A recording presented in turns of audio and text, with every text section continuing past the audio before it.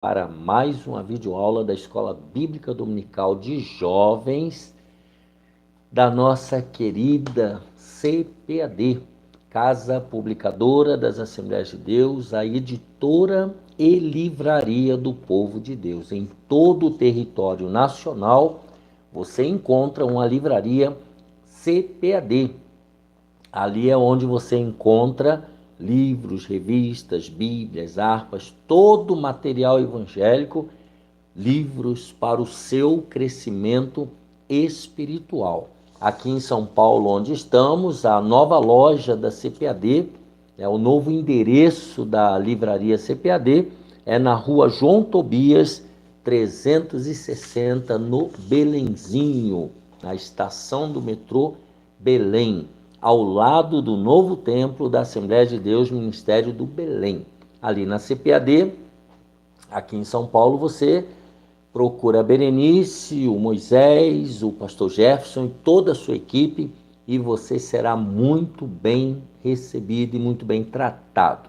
No novo templo da Assembleia de Deus do Ministério do Belém, ali no térreo, você também tem a livraria da associação. Ali você procura o pastor Silas e o Alex, e ali eles vão te mostrar bíblias, revistas, todo o material para o seu crescimento espiritual e também material para a sua igreja, como, por exemplo, púlpito, ou material de Santa Ceia, enfim.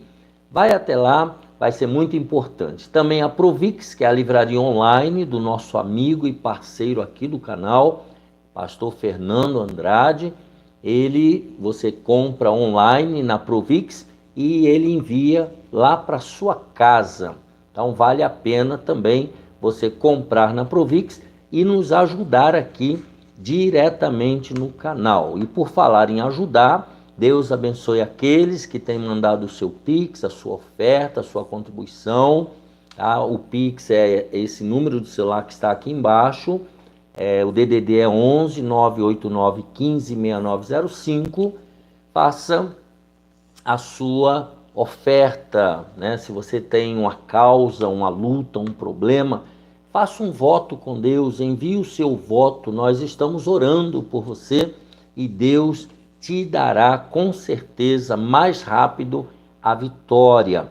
Também nós temos o e-mail, a lbruno@yahoo.com.br, repetindo, albrunol@yahoo.com.br, e você pode entrar lá e ser o nosso patrocinador. Nós precisamos de você, empresário, comerciante, para nos ajudar na manutenção desta obra. Esta obra não é de homem, esta obra é de Deus. Tudo que fazemos aqui é obra de Deus e é para a glória de Deus. Não tem vaidade, não tem orgulho, não, é obra de Deus. Então, se você puder nos ajudar, você será também muito bem-vindo. Já quero agradecer pastor Reginaldo Aparecida Amaral, que tem nos cedido esse espaço aqui na sua casa para nós fazermos esse estúdio provisório.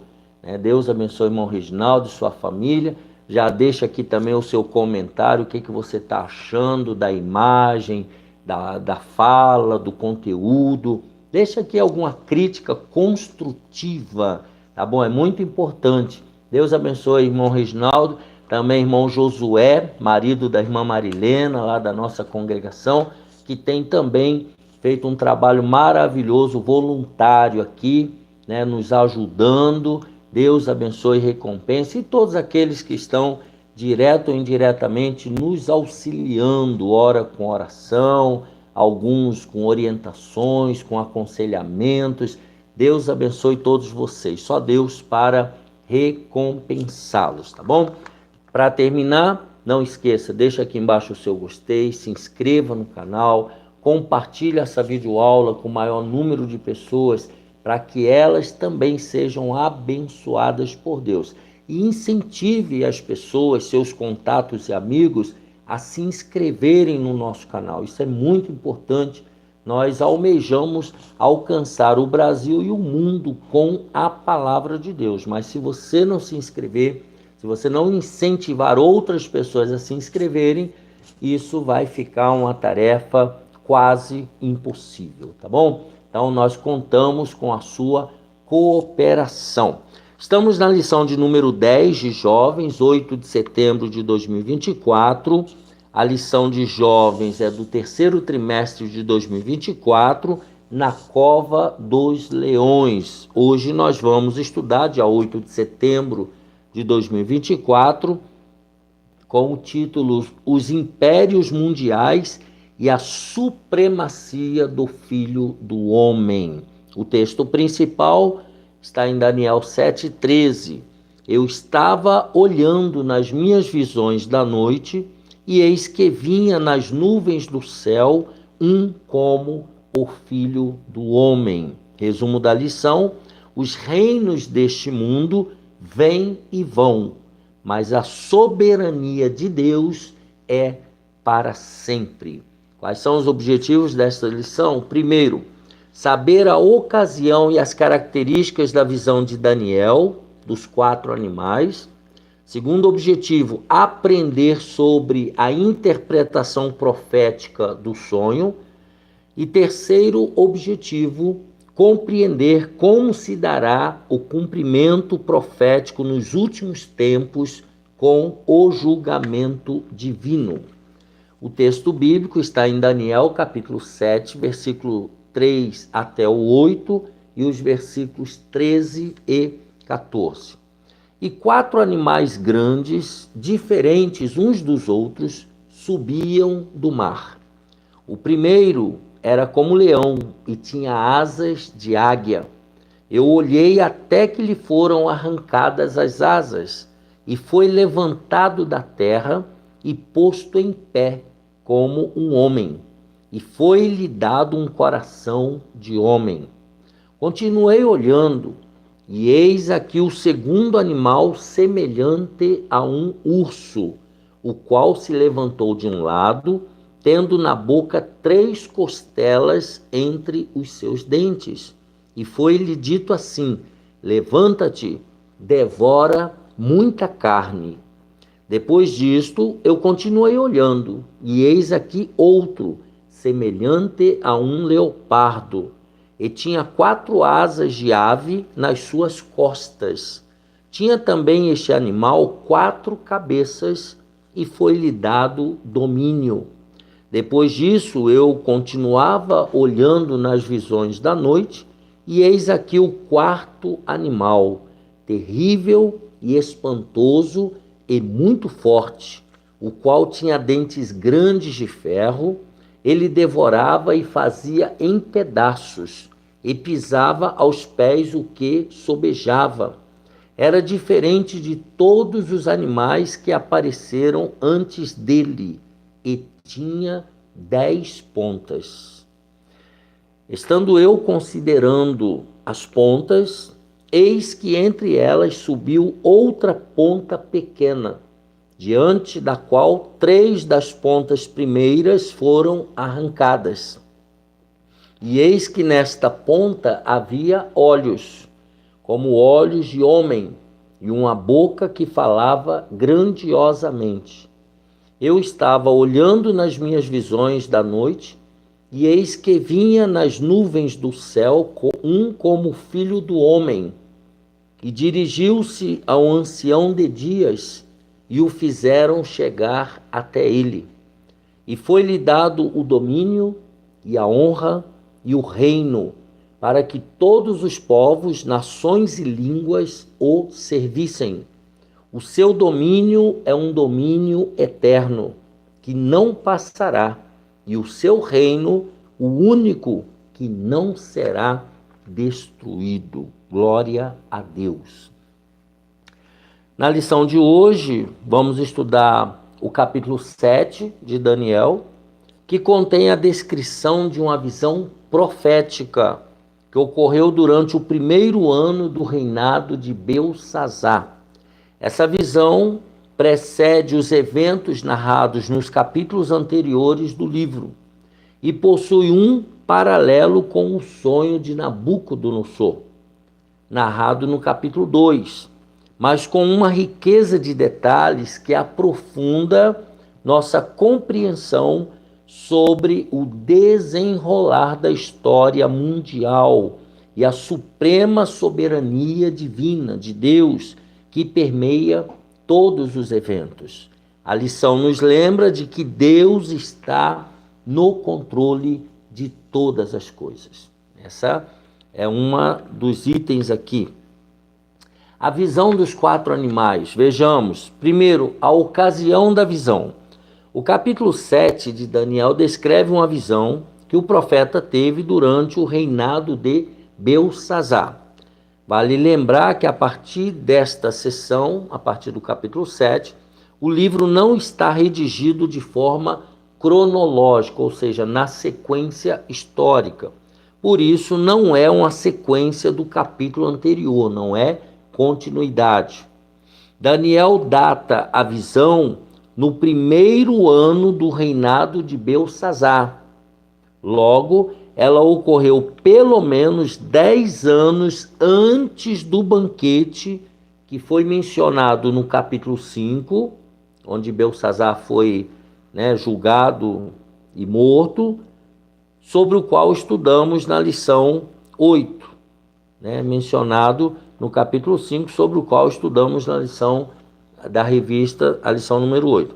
Na visão de Daniel, ele observa os 4 ventos do céu agitando o grande mar. Tudo aqui é espiritual. Essa mensagem simbólica, por isso que eu falei espiritual, sugere que eventos poderosos e influentes, representados pelos ventos, estão prestes a desencadear mudanças significativas e turbulentas na história da humanidade.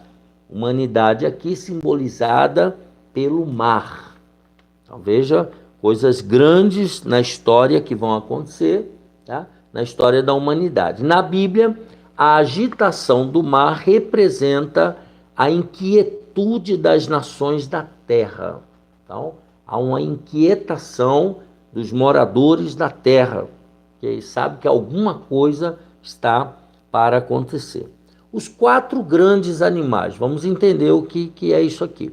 Daniel continua descrevendo a sua visão, na qual 4 grandes animais surgem do mar. Primeiro, o leão com asas de águia, depois o urso, depois o leopardo com 4 asas, o leopardo voador, e o 4º animal terrível e espantoso. Parece que é o pior de todos, A notável característica desses animais é que cada um deles é diferente do outro, o que indica que eles representam reinos ou impérios distintos, ou impérios diferenciados, cada um com suas próprias características, com seus próprios poderes e com a sua própria importância na história. Então, esses 4 animais aqui representam reinos ou impérios. A simbologia animalesca, em forma de animal, indica a natureza selvagem dos impérios, que batalham em busca de domínio e poder.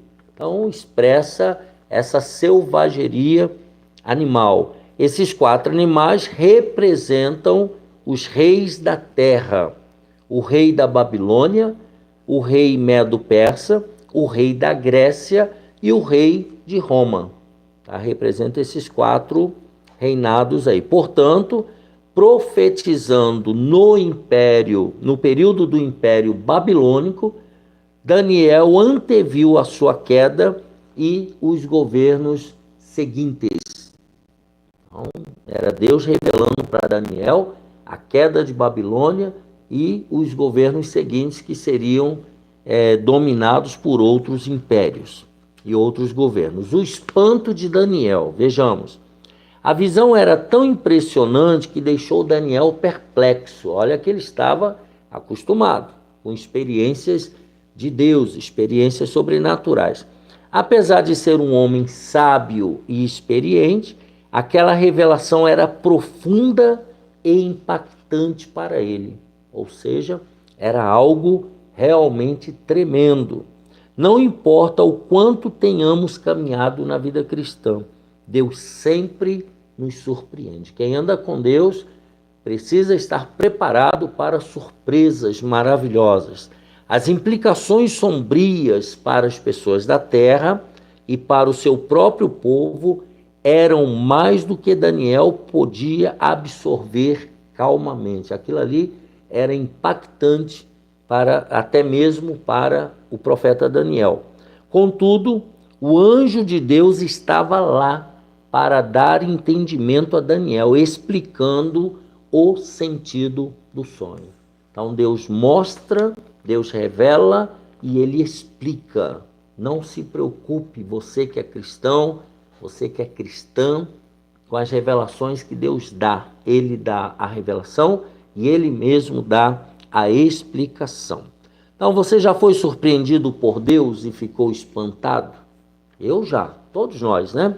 O livro de Daniel não está redigido de forma cronológica, por isso o capítulo 7 não é uma sequência histórica do capítulo anterior. Nós já vimos isso daí. Então vamos à interpretação do sonho, né? Que é o que nós precisamos entender melhor. A interpretação do sonho.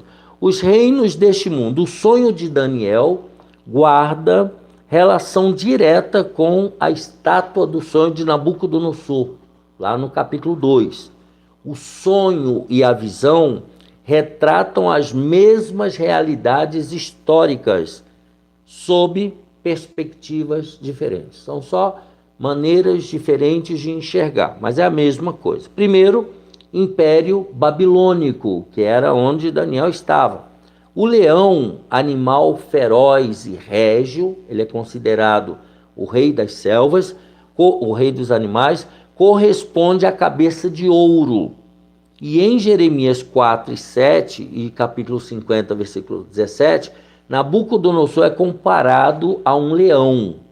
A menção de que lhe foi dado um coração de homem, capítulo 7, 4, alude à sua restauração após ter vivido entre os animais, lá em Daniel 4, quando Nabucodonosor passou 7 tempos, que simbolizam 7 anos, vivendo como um animal, por causa da sua soberba.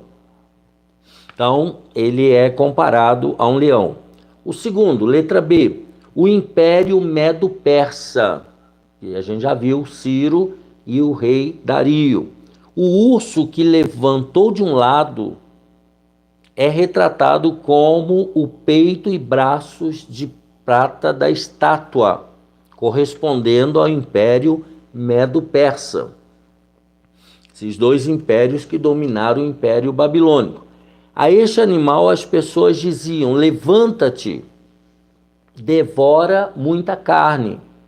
Na simbologia profética, segundo os pastores Antônio Gilberto e Severino Pedro, as 3 costelas entre os dentes seriam potências conquistadas pelo Império, Babilônia, né, Lídia e Egito. Tá? Então, são essas três potências aí que foram conquistadas pelo Império Medo-Persa. Império Grego.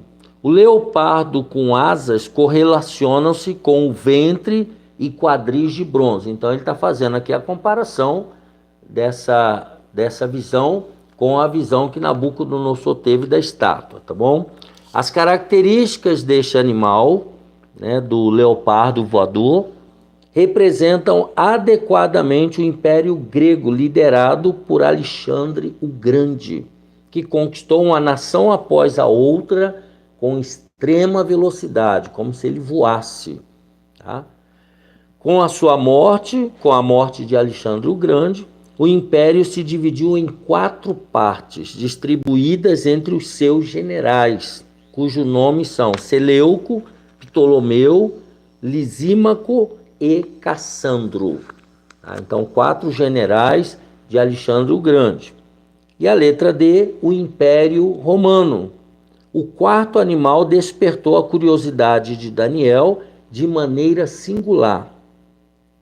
Ele lembra a parte inferior da estátua, da estátua de Nabucodonosor, com pernas de ferro e os pés e dedos de ferro e barro. O profeta antecipou o período em que o Império Romano emergiu como uma superpotência. A descrição do verso 7 diz que o urso fazia seus inimigos em pedaços. A primeira coisa que fazia o Império Romano após conquistar uma nação era dividir suas terras em regiões, tetrarquias, províncias e distritos. Então ele distribuía, ele separava tudo, dividia tudo. Roma se destacou como o império mais impactante da história da humanidade. Enquanto era formidável, representado pelo ferro em sua força e eficácia administrativa, também se mostrava frágil como o barro, devido à imensa corrupção que, em última instância, contribuiu para o declínio de um império, cujo nome se tornou sinônimo de grandiosidade e decadência. Então era um império poderoso, o Império Romano, mas havia muita corrupção e muita conspiração. E isso representa aí o barro, mostra a fragilidade daquele governo. Número 2, o anticristo. As 10 pontas, algumas traduções usam a expressão chifres, que saíam da cabeça do quarto animal, da visão de Daniel, prefiguravam 10 reis advindos do antigo Império Romano, versículo 20, 10 reinos. Mas outro rei, representado pela pequena ponta, se levantará após os 10 reis e abaterá os 3 primeiros, arrancando-os tal como descreve a visão. Então veja que há uma grande simbologia, e essas simbologias elas precisam ser muito bem analisadas, com cuidado, com reverência, olhando o aspecto real com o aspecto abstrato, o físico com o espiritual. Tome muito cuidado, tá? Por isso que nós estamos indo assim pausadamente, vamos seguindo, tem as referências, tá? Então essa descrição encontra ressonância em Apocalipse, capítulo 17, do 12 ao 14, que Deus revelou a João. Os fatos proféticos do versículo 8 são ainda futuros, não aconteceram, como bem mostra o livro de Apocalipse. Na escatologia pentecostal, a interpretação é que a pequena ponta representa o anticristo, que surgirá no final dos tempos e fará guerra aos santos.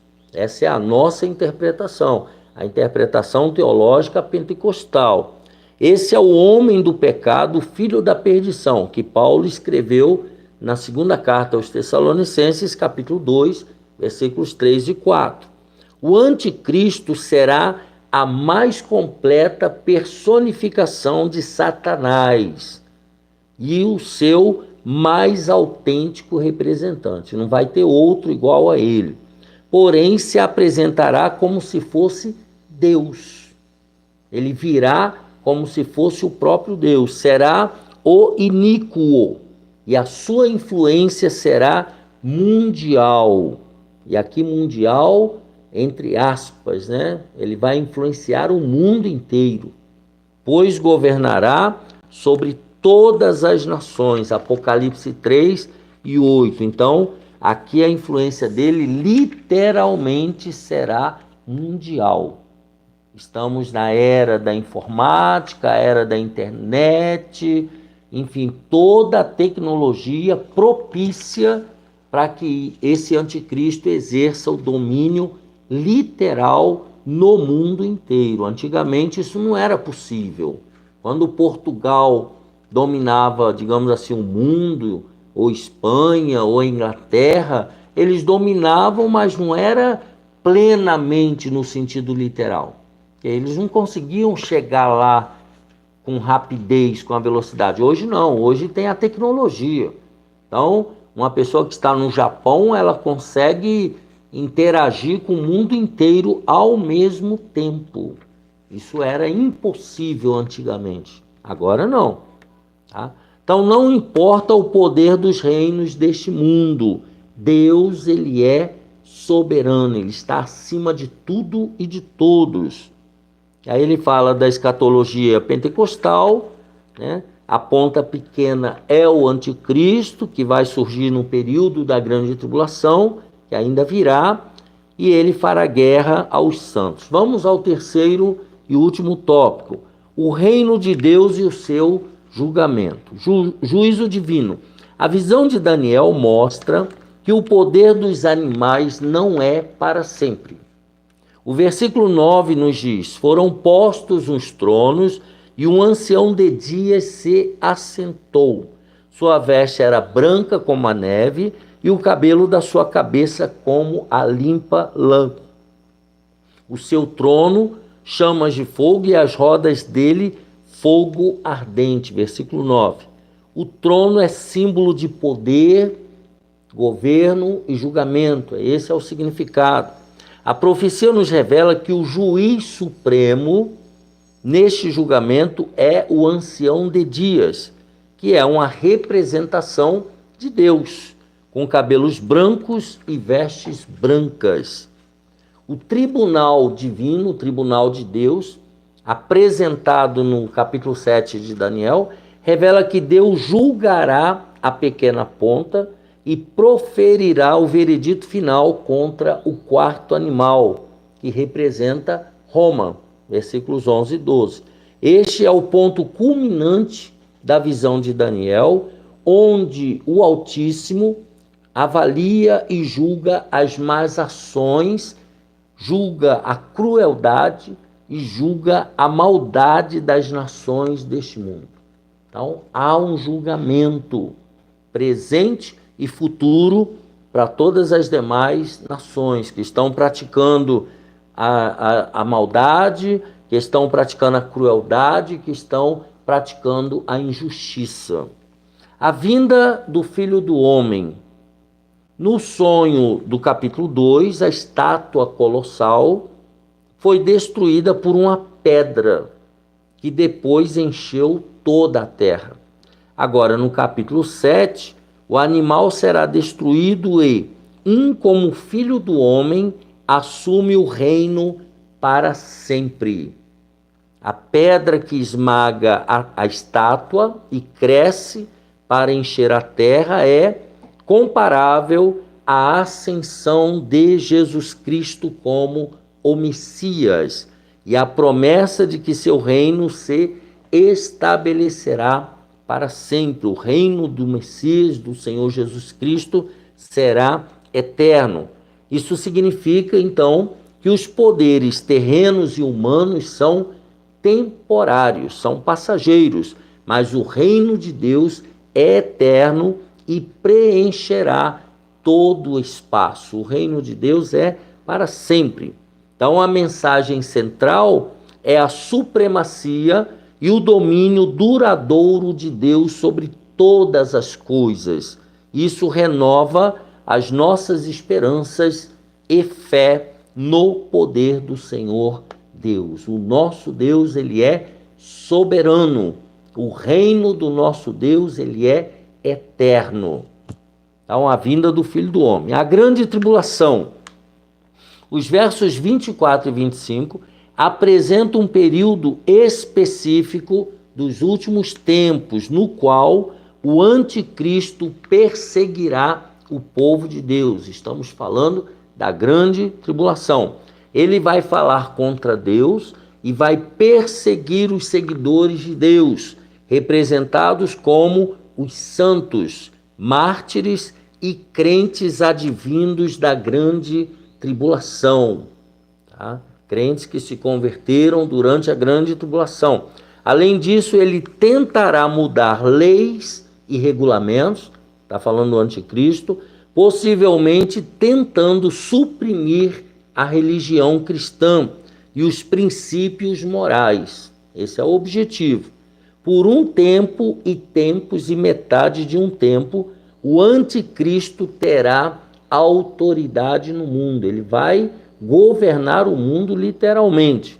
Esse período equivale a 3 anos e meio ou 42 meses, ou ainda 1.260 dias. Tudo isso aí é a mesma coisa, 3 anos e meio, 42 meses ou 1.260 dias. Tá? É o mesmo tempo. Ele compreende a metade dos 7 anos finais prescritos como a grande tribulação e o fim do tempo dos gentios. Então aí termina o período da graça. Nos primeiros 3 anos e meio, o anticristo fará acordo com Israel, mas não o cumprirá. Vai fazer um acordo, mas não vai cumprir. Daniel 9:27. Este é o período de grande poder e influência política desse líder mundial sobre o mundo e os judeus. Ele vai governar o mundo inteiro. Mas o Messias, Jesus Cristo, o dominará e quebrará o seu reino de mentira, seu reino falso.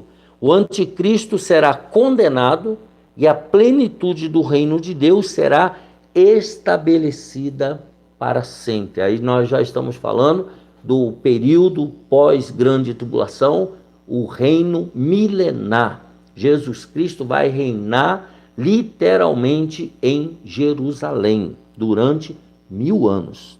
Aí a pergunta: você anela e aguarda a volta de Cristo?